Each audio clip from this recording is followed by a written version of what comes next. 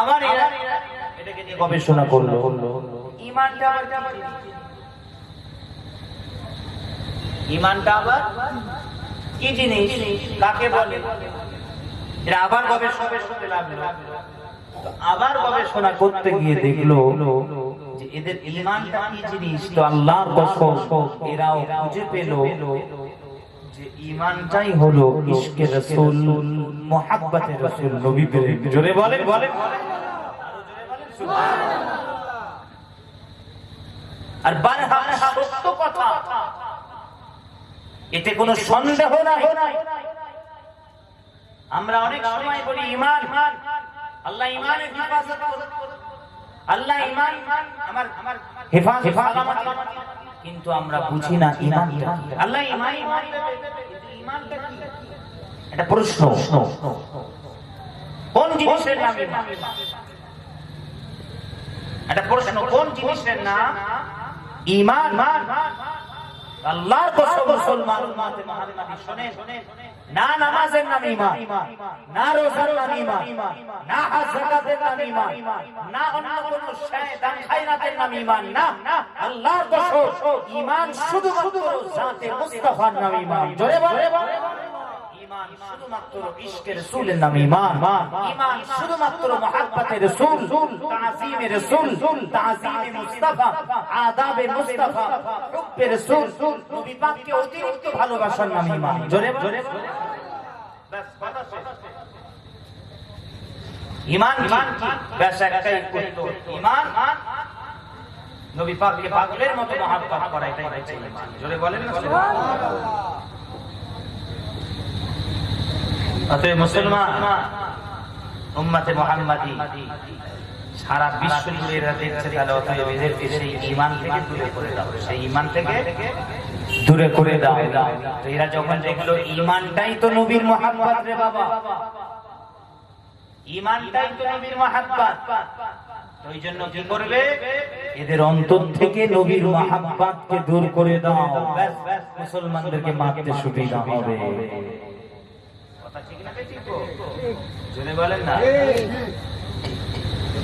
একদিন হযরত সাইয়্যিদুনা উমর ফারুক রাদিয়াল্লাহু তাআলা আনহু, ইসলামী দুনিয়ার দ্বিতীয় খলিফা, পাঁচজন খুলাফায়ে রাশিদের একজন, হুজুরের হাতটা নবীজি ধরেছেন, আর হযরত সাইয়্যিদুনা উমর বলছেন, ইয়া রাসূলুল্লাহ সাল্লাল্লাহু আলাইহি ওয়াসাল্লাম, লা আনতা আহাব্বা ইলাইয়া মিন কুল্লি শাই।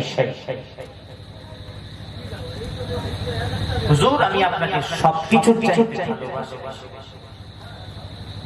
আপনি সবকিছু থেকে আমার কাছে অনেক, তবে ইল্লা নাফসি, তবে আমার জান, আমার জীবনটা বাদ। কি বলেছে হযরত সাইয়্যিদুনা উমর ফারুক রাদিয়াল্লাহু তাআলা আনহু নবীকে বলছেন, হুজুর ইয়া রাসূলুল্লাহ, তবে আমার জানটা বাদ দিয়ে জীবনটা বাদ। যেই বলেছেন নবীজি তখন বলছেন সাল্লাল্লাহু আলাইহি ওয়াসাল্লাম, লা উমর হয় না, তুমি জানো না, ওয়াল্লাযী নাফসি বিয়াদিহি হাত্তা আকুনা হাব্বা ইলাইকা মিন নাফসিকা।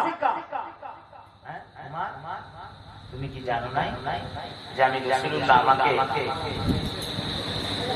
সবকিছুর সাথে সাথে নিজের জীবনের চাইতেও ভালোবাসতে হবে, তবে ঈমান।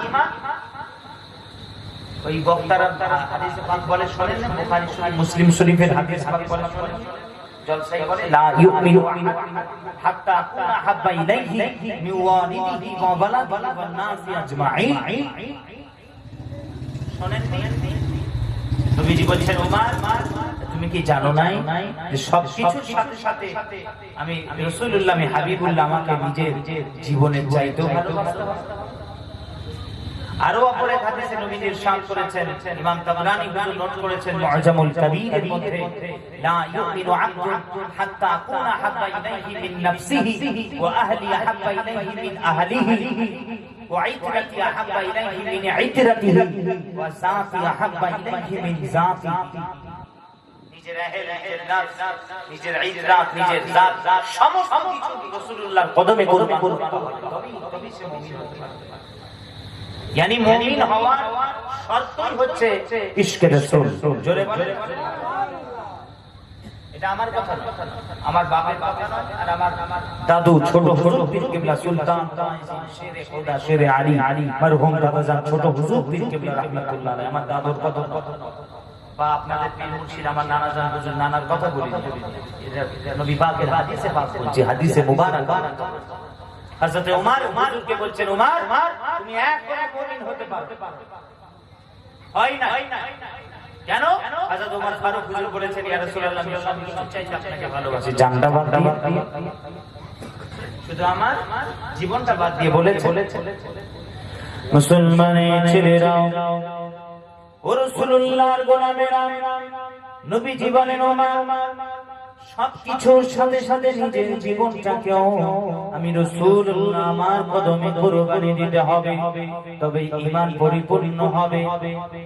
তুমি কি জানো না ওমর, এই কথা শোনার সাথে সাথে হযরত ওমর ফারুক রাদিয়াল্লাহু তাআলা আনহু হুজুর আমার বলেন, ইয়া রাসূলুল্লাহ ইয়া হাবিবাল্লাহ হুজুর আমি এখন থেকেই ওমর নিজের জায়গা পরিবর্তন করে দিলাম, নিজের জায়গা পরিবর্তন করে দিলাম, বদলে ফেললাম হুজুর।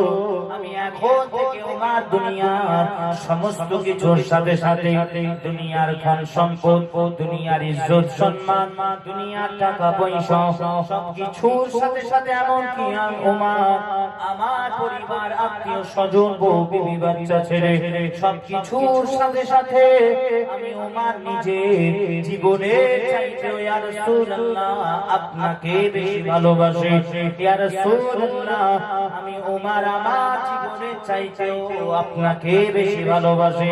এটা শোনার সাথে সাথে দিন দুনিয়ার বাদশা হাবিবুল্লাহ হুজুর আমার বলেন, যাও ওমর যাও ওমর যাও ওমর, তুমিও আজ থেকে কামিল মুমিন হতে পারলে। জোরে বলি,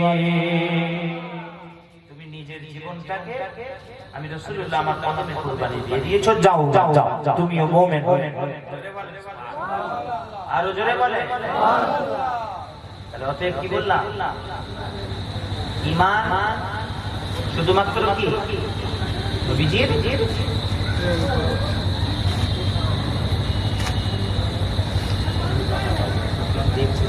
জীবনে দেখে কি বললাম, আমার 7 জন ভুলে গেছে, একটু হ্যাঁ হ্যাঁ নাই নাই নাই মাশাআল্লাহ ভুলে গেছে, একটু হায় হায় দেবেন তো ইনশাআল্লাহ, দেবেন কই দিচ্ছেন, জিজ্ঞাসা করছি করে আসবে, জিজ্ঞাসা করছি এইভাবে দিচ্ছেন আমার একটু সাথ দেবেন, তাহলে সবাই রাজি আছে আপনাদের কাছে লোক জি জি আচ্ছা আচ্ছা জানি না, আমার তো শরীর খারাপ, কি অবস্থা যাবে জিজ্ঞাসা করছি আপনাদের অবস্থাটা কি। যাক আসেন একটু দরুদ শরীফ আল্লাহুম্মা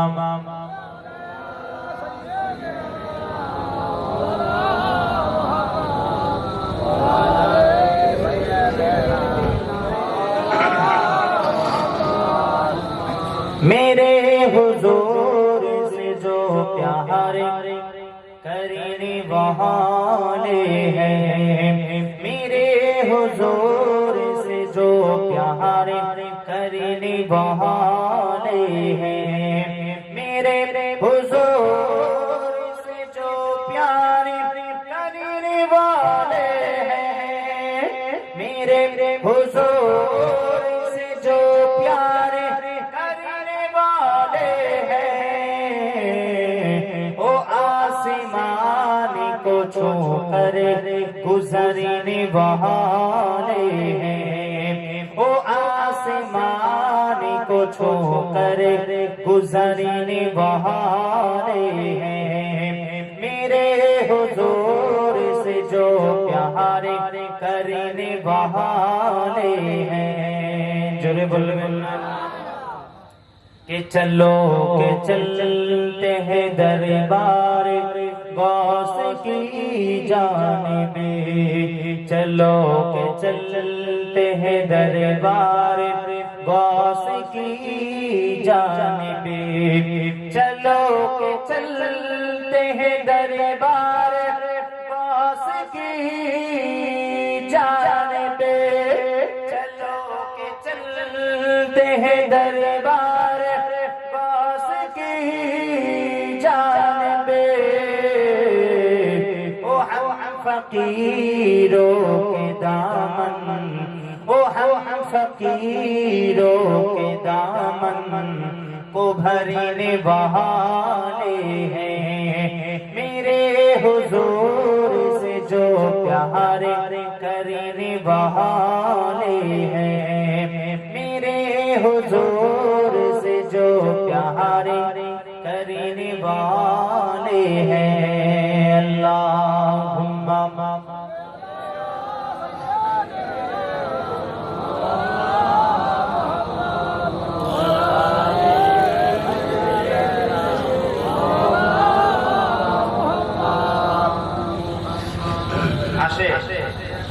मुसलमान उम्मत मुहम्मदी बोलते बोलते चले एला हुजूরের इश्क मोहब्बत प्रेम ভালোবাসা থেকে আমাদের দিলে সরানো এটা মাথায় রাখেন আর এই নবীজির ইশক মোহব্বত প্রেম ভালোবাসা এটা কিন্তু অনেক বড় সম্পদ